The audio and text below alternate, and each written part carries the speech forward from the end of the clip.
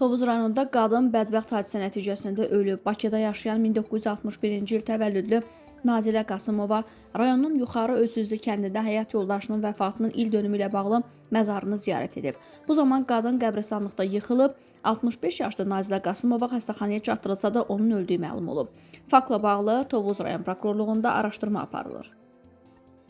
Tovuz rayonunda azyaşlı piyadanın xəsarət alması ilə nəticələnən ağır yol nəqliyyat hadisəsi baş verib. Hadisə rayonun Aşağı Quşçu kəndində qeydə alınıb. Belə ki, 1979-cu il təvəllüdlü Ramin Həsənov idarə etdiyi VAZ 2106 markalı avtomobillə hərəkətdə olan zaman yolu keçmək istəyən azyaşlı piyadanı vurub. İdarəetmədən çıxan nəqliyyat vasitəsi yol kənarındakı fərdi yaşayış evinin həyətinə aşıb. Qəza nəticəsində ağır bədən xəsarətləri alan azyaşlı dərhal xəstəxanaya yerləşdirilib. Onun vəziyyətinin ağır olduğu bildirilir. Hadisə yerinə Dövlət Yol Polisi əməkdaşları cəlb olunub. Faktla bağlı araşdırma aparılır.